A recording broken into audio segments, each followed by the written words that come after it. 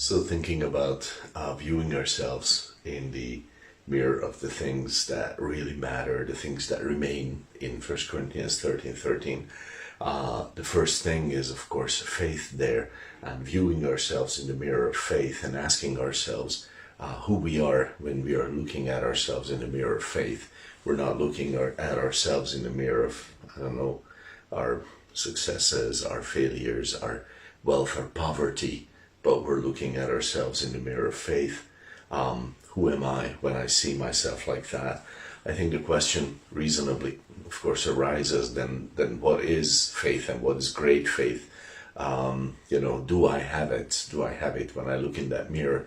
Do I see someone, or is there no one there in the mirror of faith? And great faith, which is an important thought, great faith is not the faith that it's not an attitude that can accept something with the least possible amount of proof, because that's what a lot of people think about faith. Faith is just the ability to accept stuff without proof, and that's it. Basically, you're willing to turn off your brain for the sake of trusting what cannot be trusted. I guess that's the thought.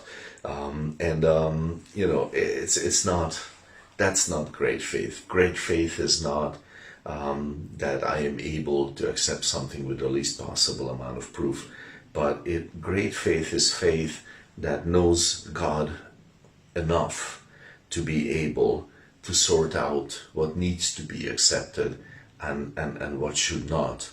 One example of that is Matthew 8:26, when the disciples were in the boat and they were afraid, and they were crying out in terror, and Jesus said, why are you fearful, or you of little faith? And he told them they should not have lived in their fear. They should not have accepted that lie that they will perish, because he was there with them in the boat, and they should have known that they can trust him. And so Jesus rebuked them for that.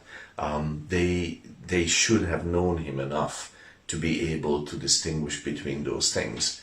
Is that a thought pattern to be followed? Is that a reasoning to be accepted? And they didn't know that yet, but of course they learned about it as they walked with him. Great faith also is not the faith that can be irresponsible, because I expect God to be irresponsible instead of me. But great faith is the faith that trusts God for all that he entrusted me with, and I use it all as a great steward, like 1 Corinthians 4:2 says. So great faith is not greatly irresponsible. Great faith is a faith that takes everything that God has given, and I use it as a good steward in faith. Trusting God. So this is these are important points, I think. Measuring faith is not, the idea is not that it looks great because it dares to say big things. It's not that, it turns off the mind the most. That's the greatest faith. Or that, the most irresponsible thing is the greatest faith. That's not what faith is all about, actually.